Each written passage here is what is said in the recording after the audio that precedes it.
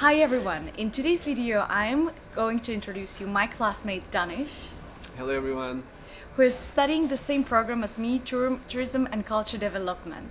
Together we studied in Sweden and now we met up here in Lisbon, and Danish is from Pakistan, and therefore I wanted to use you to share your experience with the audience about the visa process. Thank you, Danish, that you're here. You're welcome. First of all, I would like to mention that as European student, as me, I don't have to hustle about the visa during the entire mobility. The only thing which is required is to announce yourself in the local municipality, but I haven't really done it because due to the pandemic, we stayed basically just a couple of months in the countries. Anyway, you're a non-European student, and therefore I would like to ask you, how was the process when you received your confirmation, and when did you start applying for the visa? So I received my confirmation in May, I guess. March, April, May, yeah. So then I applied for, I started the procedure for visas and stuff. I started with the online portal. There you have the UK online government's website. You can just go there and start a new application. There are a lot of questions. It's a very long procedure. It's a long application. You have to fill everything. But Did you ask someone for the help, or it's no, kind of... no, it's not that complicated. Some questions are a little bit confusing, but it's not that complicated. You can do it yourself. So once you're done with the application, then you'll submit it and you have to print it. Then you have to take an appointment with the VFS Global. Most of the countries have VFS Global. Some have some other name, I don't know, I'm not really sure about that one, but VFS Global is the one which is the kind of a middle person for the visa, which goes to the embassy, and the person, they're the middle person, they're the bridge. So you use a middleman to actually approach the embassy, you don't go to embassy directly? No. So it's all through the VFS. So you go there, if you have interview, you go there, you submit your documents there. So I had to do a tuberculosis test, which is mostly for all developing countries, I guess. You need to do it for visa, and IELTS test, and passport, and normal documents. And the important thing is that if you're a scholarship student, you don't have to go through the bank statement and everything. So you just have your scholarship letter, that's it, and you need the unconditional admission letter from university. So If you have conditional admission, that doesn't work? conditional doesn't work. You need unconditional. So you fulfill every criteria from the university, then you just go to the visa VFS, and you submit your documents, and you can get the interview the same day. So my interview was like, I don't know, 10 minutes. Okay. Because the main questions were like, why did you apply for this university, why this program, and who's funding you, stuff like that. So as a scholarship student, it was super easy for me because I was just like, I'm an Erasmus scholarship student, so they're funding for everything. So yeah, it was really easy. So that's more or less the process of visa. If you are a private student, then you have to go through bank statement, and you have more questions, I guess. And yeah. Do you know anyone personally who is applying, maybe from Pakistan or from... Yeah, quite a few people, they come to different universities and they study private. One of my friends, he's in London these days, he also applied privately. So yeah, it's not a very difficult procedure, but most of people go through the, what do you say, the consultants, and they try to, they go around and yeah, they get a lot of money from you, but it's very easy if you just apply yourself. It's not confusing, it's not that difficult. Okay, Yeah. okay. My question is also, we are studying in the UK, but the other semesters are in the European Union. What kind of visa did you apply for? Because the UK is not in the Schengen area, and the rest of them it is. True, so it was COVID, obviously, it kind of messed up everything. But we had to apply for our second semester was in Malta, so we had to apply for Malta visa, but all the VFS, there's also VFS in the UK, and they also deal with the visas. So VFS offices were closed, the embassies were closed, so it was such a it was really a big mess. But I was in Edinburgh, and we waited there for like 2-3 months, and we applied for the visa, and we had a lot of emails to University of Malta, Glasgow, and the embassies. We were like, we're students, we have this, but like it was a very complicated because of COVID. So I guess under normal circumstances... Yeah, it's not that complicated. Under normal circumstances, you can just go there, you apply for the visa. It's really simple. It's around like 100 euros for the visa. and you get like the D visa for Malta or whatever country you're applying.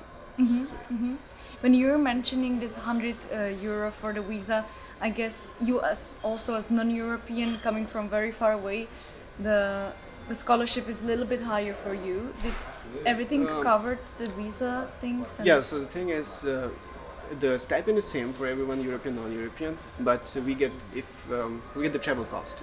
We have more travel cost because of the visas and flight. Obviously, it's expensive, so we get more travel cost. But did it also cover your other expenses? Like, did you? Because a lot of students are asking me, "Oh, does the scholarship actually covers everything?" Because I know you guys have this. You have to pay for the visa, so. Yeah, well, they'll reimburse you. Like, if you spend like 2,000 euros, they'll reimburse you, so you get the money. But I think this year they changed it, so I'm not really sure about it.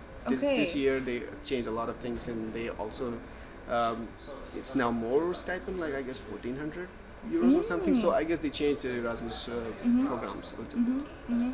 That's also something what I'm mentioning very often, that we enrolled in 2020. Yeah. And the rules and the programs might change each year, so that's Yeah, and after the UK Brexit thingy, it's kind of changing now. Yeah. With your visa, with your current visa, are you eligible to work, or what is the maximum hours you can So work? it's a very confusing topic these days because we can work for 20 hours per week. But because we are getting money from European Commission as we are like funded students, so the university doesn't allow us to work, so we can focus on the studies. I guess that's the purpose. But if you have like most of the internships, they require your university something like a letter from university that you're a student and you can work internship for different purposes. So, but if you work with different organizations as a job, as a part-time job, I don't think so. There's any problem with that. Because Unless the university doesn't know. If they know about it, maybe that's going to be a problem. Yeah. But there are more of us who do kind of those. Yeah, work. but if you're like doing unpaid internship, Then it's fine. it's fine. If you're doing online jobs, it's fine. Yeah. How is the visa working now? We're ending our program, let's say in August, or until when is your visa actually? So it's for Sweden, it's until August, first week of August. But I guess I can extend it. I'm not really sure about it. Can you extend it from European Union, or would you have to fly back to Pakistan? No, I can extend it from here, from Sweden, I guess. For UK, I have it till 2023. But after this program, now they have they've started this graduate road visa, so you can apply for 2 more years, and it's called work visa, find job visa, something like that. Like you can find a job during the 2 years period. So yeah, you can extend it for 2 more years, find a job. If you get a job, you can convert into a work visa. Are you planning to stay here in Europe? I'm not really sure about it. It's a very difficult question these days when the program is ending. I'm like, what am I gonna do? But yeah, it depends on the job. Like, if I get a good job, why not? I might stay for but I'm not planning to stay but maybe for 2-3 years and then go back. That's the plan. I guess. Is there anything else I didn't ask you and you think it's important to in the relation to visa process? Because I feel for so many students this is like a big topic and they are very much afraid of the visa. So it's not a big thing. If you're a scholarship student, it's not a big barrier. It's very easy. You can get any visa, even for European Union. If you're in a different Erasmus scholar program, you can have a visa easily. So I guess the embassies or the VFS they know about Erasmus programs, so it's not that difficult. It depends on the funding, but most of people try to take a shortcut and do stuff like that and go through consultant or stuff. Don't do that. Just go by yourself. You can do it yourself. It's not that complicated. Just put the effort. It's not that complicated. One last question, Danish, for you. How would you summarize your experience with the entire Erasmus Mundus mobility exchange? Because for me, it's still Europe, but how is it for you? I have one word. It's surreal. It's been really. It's really a roller coaster. It was really nice, with COVID, with the travel restrictions and everything.